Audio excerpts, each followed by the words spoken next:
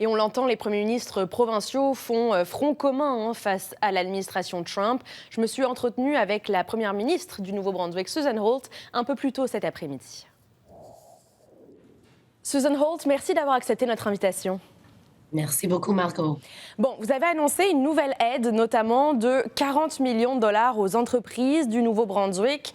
Si cette guerre tarifaire dure dans le temps, est-ce qu'on pourrait augmenter cette enveloppe d'aide? Mais notre enveloppe d'aide est de 162 millions de dollars. Il y a 50 millions de dollars qui sont là pour des prêts pour la capitale. Il y a 40 millions de dollars pour des investissements pour se rendre plus compétitif, plus productif. Il y a 30 millions de dollars qui est là pour les investissements de nouveaux marchés. Un autre 30 millions de dollars pour les travailleurs. Et pour leur formation puis leur support. Et nos 7 millions de dollars pour la pêche et les communautés aussi. Mais en termes de nouvel argent, on parle bien de cette enveloppe de 40 millions. Donc, pour l'instant, ce n'est pas sur la table qu'elle soit augmentée. Ah, c'est peut-être.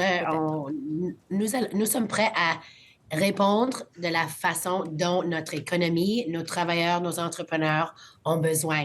Alors, on va voir qu'est-ce qui va se passer, tu sais, dans les prochaines semaines et nous sommes prêts avec le support dont notre économie a besoin. Mais parlons d'électricité dans le cadre de cette guerre commerciale qui est en train de se dérouler. Est-ce une possibilité de couper nos exportations d'électricité vers les États-Unis? Doug Ford, par exemple, en Ontario, l'a clairement remis sur la table aujourd'hui. Oui, c'est une possibilité, absolument. On regarde nos exportations d'Énergie Nouveau-Brunswick et aussi de Irving, parce qu'ils sont le producteur de le pétroleum qui est utilisé partout dans le est des États-Unis. On va voir qu'est-ce qui va arriver dans les prochaines semaines pour déterminer si c'est le cas. Vous savez, on a des enjeux avec Énergie Oui. Nouveau-Brunswick, avec leurs dettes puis avec leurs ressources. Alors, on évalue cette option. Mais donc, pour bien comprendre, vous êtes en discussion avec Irving Oil notamment et la possibilité de couper le pétrole vers les États-Unis, les exportations, c'est sur la table.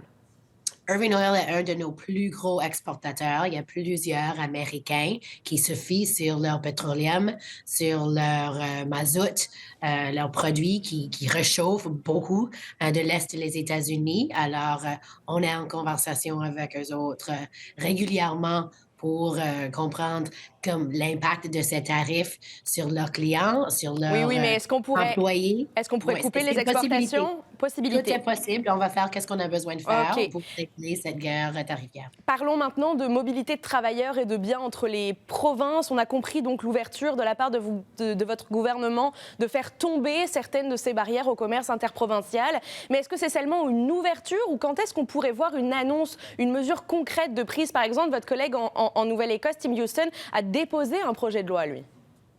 Mais nous autres, on n'a pas besoin de déposer un projet de loi. Notre cabinet a déjà éliminé des barrières interprovinciales. Il y avait 9 on a déjà éliminées. Il y a une autre qu'on se règle. Il y a 6 qui sont sur la table pour discuter avec les autres premiers ministres.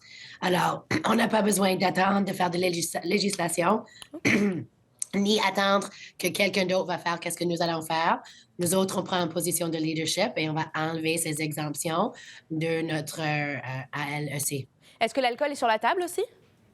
Oui, on a dit dans la conférence de presse que nous sommes ouverts et ça prend de législation pour ouvrir la porte à des ventes directes aux consommateurs de l'alcool et l'élimination de le cap sur le montant d'alcool qu'on peut porter sur les frontières. Alors, nous allons éliminer ces barrières-là aussi.